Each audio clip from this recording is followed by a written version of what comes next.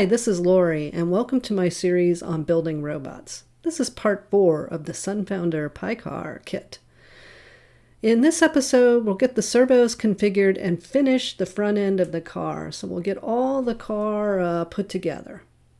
Let's get going.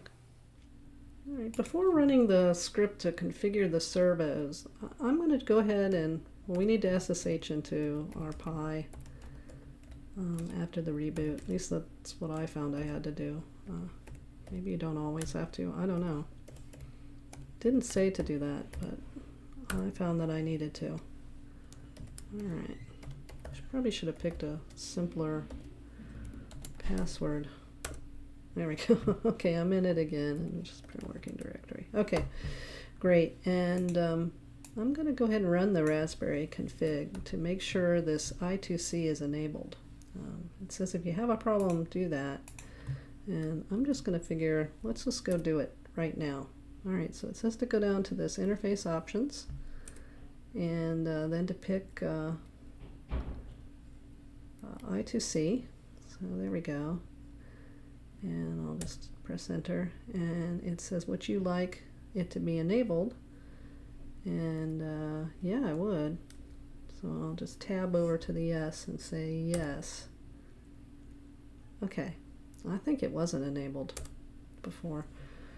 Alright, and I'll finish just using the tab and the up and down arrows to move around. Well, in the middle of making all these videos, SunFounder actually responded to my feedback about making sure they update the manual to let everyone know that you need to use an older version of the Raspberry Pi OS. So that all's happened in the last couple of days, so they did do that, and that's fantastic. And then they gave a lot more instructions about setting up the Pi in a different way instead of just using the SSH to get into it. They recommend plugging it all in and connecting it up to a monitor and keyboard and mouse. I'm just going to keep pressing ahead. I'm not going to stop and hook everything up to the car now. The SSH seems to be working, and I think we're down to the last couple of steps that we need to do this way anyways. But, you know, if you're building this car, you know, after watching my videos, I would definitely recommend going in and just following the manual. And it certainly would be easier, I think, to just hook your Pi up to a monitor and a keyboard and a mouse rather than having to do all this SSH stuff. But it's also not too hard once you learn how to do it. So I guess it's up to you. So I've come back into my PiCar here, and I'm going to go ahead and do this servo step. Now I did try this before I started this video. And I do run into a little bit of an issue with the script, but I think it does what it needs to do. So we'll change the directory to the correct one. And you may also notice I put some of these extra horns, and I put the rocker arm on the other one because it's when we run the script, it's going to move them around to the left and to the right, and then position them in the center. And I think it's just to test and make sure the servos are working correctly, because they tell you, you know, if it doesn't work or doesn't move or makes funny noises, then you need to contact them about getting another set of servos. So I think that's the main purpose of it. Now I found when I run this that it doesn't exit this program, and I just have to Control-C out of it.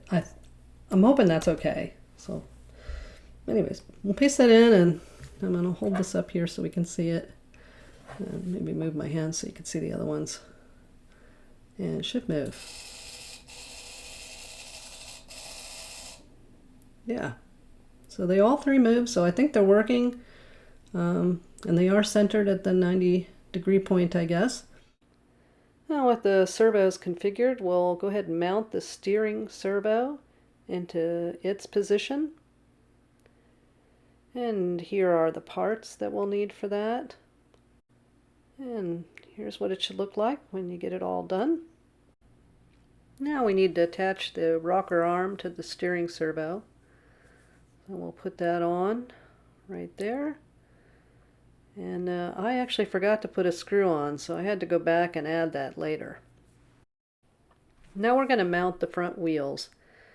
And After I got this built, I had to go back and do some sanding later on because the wheels didn't move freely enough. So in the little holes the notches fit in, I sanded them, and I also sanded the notches on the wheel itself that go into the holes to get it to move smoothly. Now we'll assemble the front half chassis, putting the large standoffs on. You can see them here in this picture, parts we'll need. And this is what you should have when you get done. Now we'll add that part to the car on the bottom side. And here's the bolts we'll need to attach it. And you can see it there at the bottom of the car. Now we'll work on the pan and tilt mechanism. So we'll put the camera mount on. And we'll use those little screws that were in the packets that came with our servos to do these two attachments. And there we go, that's all completed. And just showing a little bit more so you can see it. It's definitely a complicated part, and those little screws are pretty small. Now we'll put that pan and tilt mechanism on the car. There we go, just a couple bolts to put it in, and attach it onto the front of the car. Now the final step, we'll just put the camera on the camera mount there, and now our PiCar is complete. Well, we finally got this car finished. Now it's time to get the software running so that we can use the car the way that SunFounder planned for this video car to work. That's what we'll do in part 5. And as always, thanks for watching.